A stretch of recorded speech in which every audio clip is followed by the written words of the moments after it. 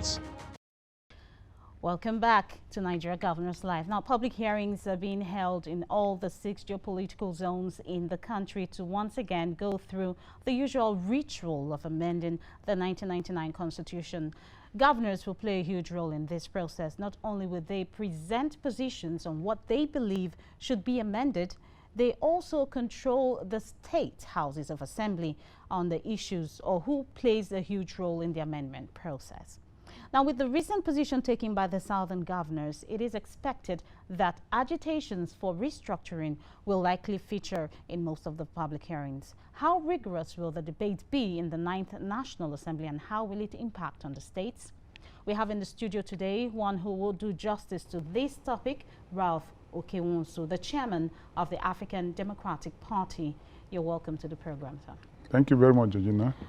All right, so it's African Democratic Congress, ADC. I beg your pardon, Thank African you. Democratic Congress, ADC. All right, so let's just go straight to the issues we have. The constitutional review process. Off camera, we're just discussing about all the issues being thrown up by the Southern governors. Now, is this process even necessary given the stilted progress it has achieved over the years? So that this is the 5th time the 1999 Constitution is being amended. Is it necessary?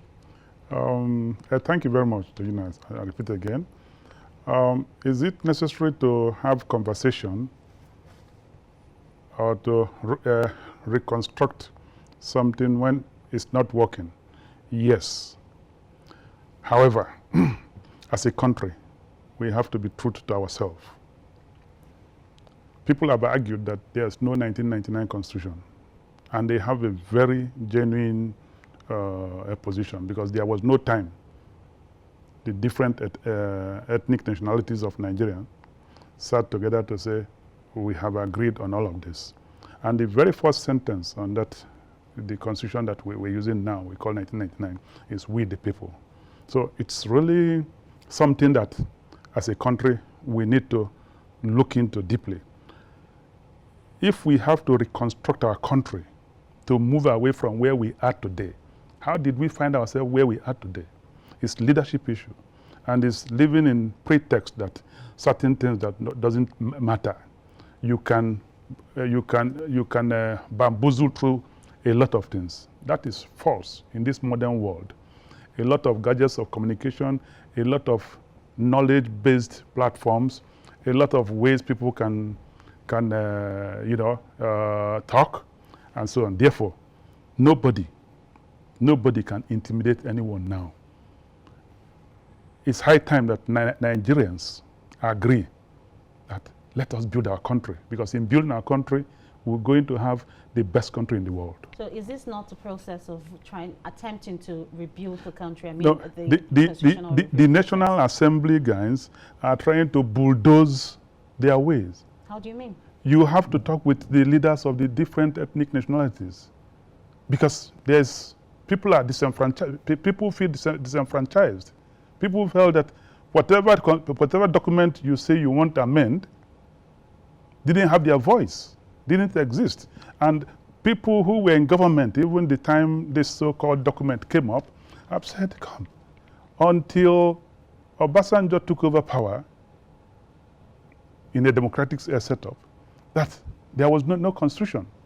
And it's embarrassing. So for me, to chart a new trajectory moving forward towards what we call a new Nigerian nation, let's start to live in truth. So are you part of the school of thought that are rather saying, instead of the amendments, that there should be a brand new constitution instead? We should have a constitution. We should have a proper constitution, because there is no constitution there, and so on. And then, frankly, all the items that they want to put in there now can come on board. But for the Speaker or the Senate President to feel that you can impose on, because a part of the challenge we have is the arrogance of people in power. And this arrogance is tearing us apart. You see, people can get so narcissistic with power, but it's destructive Why are we where we are? Look at what's happening in Nigeria. Why should Nigeria have the identity of poverty capital of the world? Why should there be a kidnapping everywhere? The kidnapping everywhere is affecting. Why is it that Nigerians cannot feed, despite everything that we have in this country? Why is it that the governors are dependent on Abuja on daily basis? Why do we have people who cannot think, who cannot create prosperity within their local government, within their constituencies, in power?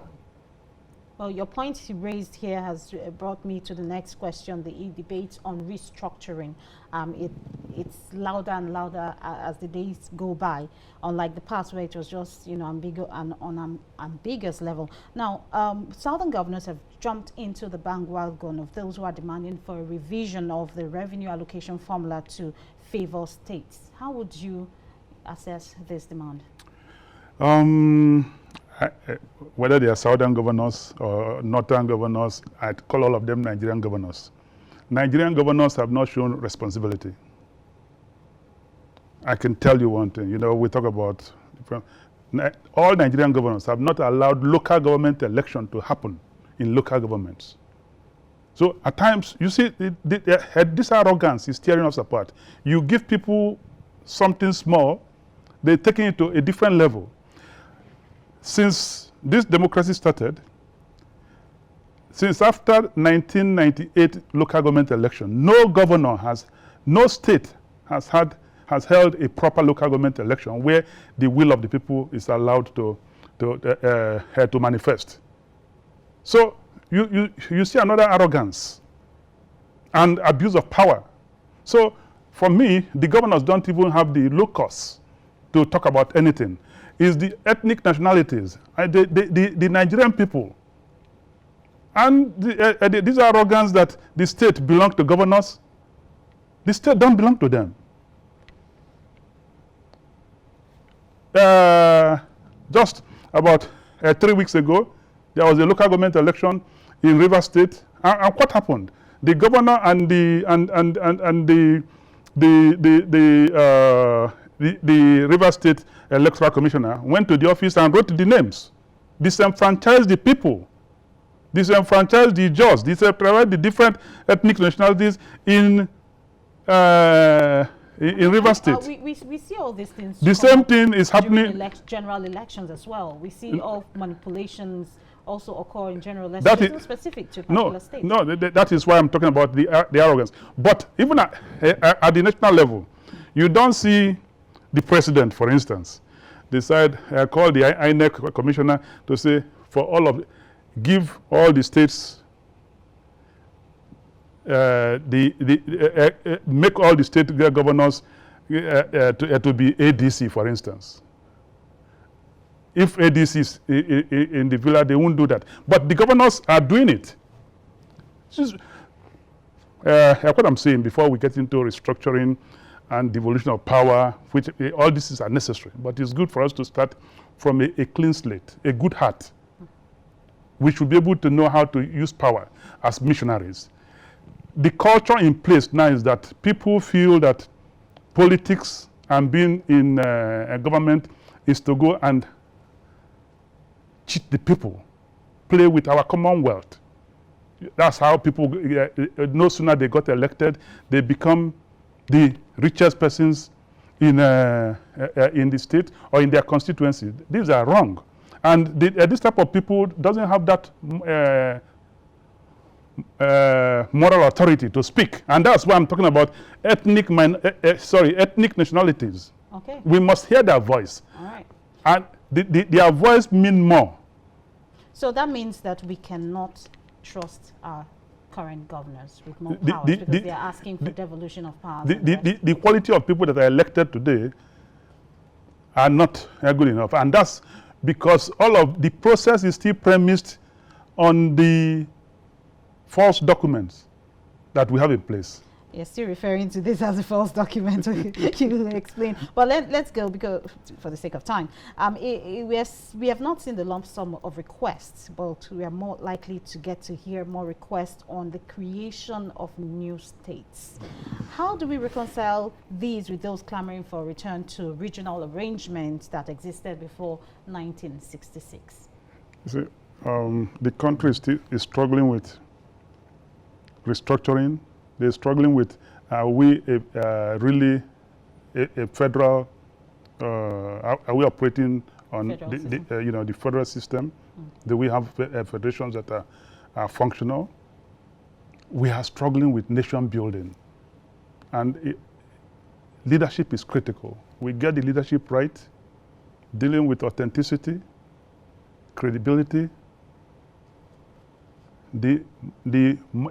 the ethical compass must be right. Then you find out we have a great country. So we must start from a beginning. And I wish that the president, our president now, will have the courage to say, come, why are we talking this way? The country is in complete disarray. Our youths are being killed on a daily basis. Why do you think that is happening? Because the system is flawed. If system is flawed and people are talking, people are agitating, this is time for you to say, come, where are the leaders? The traditional rulers, come. The people who feel disenfranchised, let's come together and talk. The National Assembly, the faulty constitution, we've elected them. But by the time we talk, we put the documents together, they can do some fine-tuning in there and eventually present it to everybody to accept. Then we move on a clean slate and become the great country that we're designed to be. There are people that are calling for us to go back to the 1963 Constitution as the Republican Constitution, which many argue was the last constitution that was truly endorsed by the Nigerian people. As you have said, the 1999 Constitution is not, does not belong to the people. So would you buy into this, suggestion that Nigeria should go back to the 1963 Republican Constitution? We can start from there as the true and authentic document that we have. But then the important thing is that 63 to now, once we are operating on a constitutional process, 63 to now, a very long time. That 63 need review. There are a lot of new ideas, new thinking, new things that will aid our development, and so on. So rather than review the 1999, the 1963 should have been reviewed. Is that what you mean? But it's important that the ethnic nationalities are brought in. I mean, that's actually what the process is. People at the 6 geopolitical zones have, they've, told them that you can submit your submission, make your submissions, your suggestions as to what should be contained in the Constitution, your demands. Yeah. That is what this process is about. You see, we can, each time, because of the quality we have, you see a situation where this jamboree will continue going on and on and on and on and on. If the people don't key, if our people fail to key in, we will revisit this before long. We have crisis in the country, and people are speaking, and so on. The decent thing is for Mr. President to bring people in. And a conference of some sort has been called before. They can bring that document, assuming that this National Assembly say, come, something has actually happened before where it wasn't National Assembly based. We are now bringing up that document. Should we put any amendment there? Because the people, people were brought together to come up with that. That if this document was done, I think in 2012 or 2013, if it was done, then the National Assembly can bring up that and say, yes, The people met at so and so time, they come up with this. Maybe let us look at it and let's come up with something authentic. You know, at times when we do certain things, it appears as if there's something that is being hidden. This country will become a great country if we all cooperate. Diversity gives strength.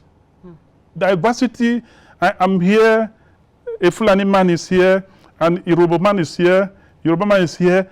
If we meet and we agree, our decision process will be so refined that when we come up with a decision, this country will be number one. All But right. somehow, if any of us feel we can intimidate the other person, we have serious issues. All right, okay, so at this point, we'll have to round off our discussion. Really appreciate that the issue of unity is very, very crucial. Nigeria is a united nation, and we need to remain as one as long as everyone is given a sense of belonging, isn't it? It's critical. All right. Okay, so this is Nigeria Governors Nigeria Governors Live, I beg your pardon. We will come to your way next week for another edition of the program, but our discussion today has been with Mr. Ralph Okewonsu. He is the National Chairman, African Democratic Congress, ADC. Congress, Yes. ADC. Really appreciate your time on the program today. Thank you so much for coming. I appreciate you. But it is important that Nigerians open up. There is nothing too big about restructuring. There's nothing too big about anything. As long as the views of the people for major corporations. Major corporations, at times you discover that the corporation has gotten so big, they try to cut things down so that it becomes a lot manageable, and so on. Okay. For purpose of prosperity and progress. And progress for the entire nation. Till we come your way again next week, remember we hold the spot down from 6:30 to 7 p.m. every Monday, and on Friday join us on Radio and Rhythm 94.7 Abuja for another edition of Nigeria Governors Live. I am Georgina Ndukwuezainka, and on behalf of the very, very hardworking production crew, we are saying thank you so much for joining us, and remember to tune in next week for another edition of the program. Have a very, very pleasant evening. Good evening to you.